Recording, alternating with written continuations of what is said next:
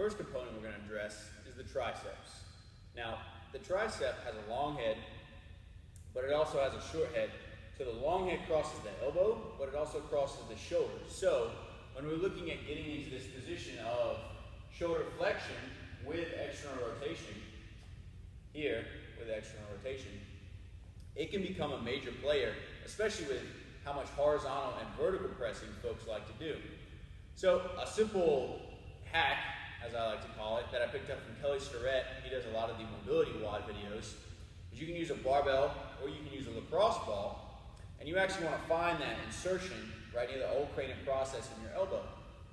From here, if you take the lacrosse ball, you would actually mount it on a box, and then you apply pressure into the elbow. But if you use a barbell, the simplest way is start on the smooth, don't use the knurling, as it's a little aggressive initially, but find that old cranial process, and then you want to apply pressure down into the bar as you're moving back and forth, and internal and external rotation. So first, you want to start back and forth, and you can also extend the elbow as I'm pressing down into the bar. And you want to work through that range of flexion and extension here. Hang out in there, see what's really tight. I sometimes go up a little bit higher into the tricep. I don't just stay near the elbow. Try and get a little bit of that short head as well. But essentially, you just want to work through, hunt around, see what's really tight, what's really bothering you, and just hang out there. You want to still be able to carry on a conversation.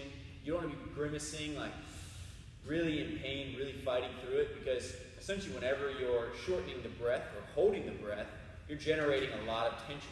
You'll notice that as soon as you go to warm up or start your lift, your breath rate will pick up. So essentially your body is preparing your central nervous system and generating that sympathetic response. Well, same thing whenever we're doing any sort of foam rolling or stretching, you want to try and relax or breathe into the stretch. So as you're doing these, if you hit a really hot spot that just lights you up, feels terrible, take a couple deep breaths, try and hang out there, see if you can get that muscle to relax and release, and then continue to move on.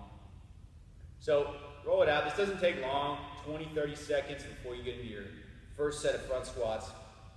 And this is one of those drills that I like to use the test and retest method on it. So that's something Starrett talks about, in that any position that you're restricted in, you really want to test it initially, see how high you can get up. So maybe initially you're kind of here, where you're kind of stuck. Once you perform your mobilization, then you retest. So roll it out a little bit, and you don't want to bias this side. You know that you've just rolled it, you haven't rolled the other side, so I like to just shake my arms out a little bit, and then throw them up into a front squat position. And you can see, immediately my right side is a little bit higher. It's just a lot easier to get into that position, even underneath the bar. This side, I can tell, feels a whole lot looser compared to my left side, and that was with 20 to 30 seconds. Real simple, easy hack. Roll it out on the barbell first. Then find a band, and you want to mimic the front squat position. So here I'm actually trying to wind myself up into this externally rotated and flexed position, and then I can hang out here and kind of hunt around, rotate a little bit, change the position of the elbow. And I use my other hand, I put it on my rib cage to make sure I'm not really arched and overextended. Just keep the rib cage down. So from the front, it would look like this. I'm really trying to wind that elbow up, keep it as close to my head as possible, and then hunt around and see where I'm restricted. So if you don't have a band, you can probably replicate that with a squat rack or even a door frame, something like that that you can hold on to and lean forward. But start with the barbell or the lacrosse ball, roll it out first, then move on to the band, and see if your front squat position improves.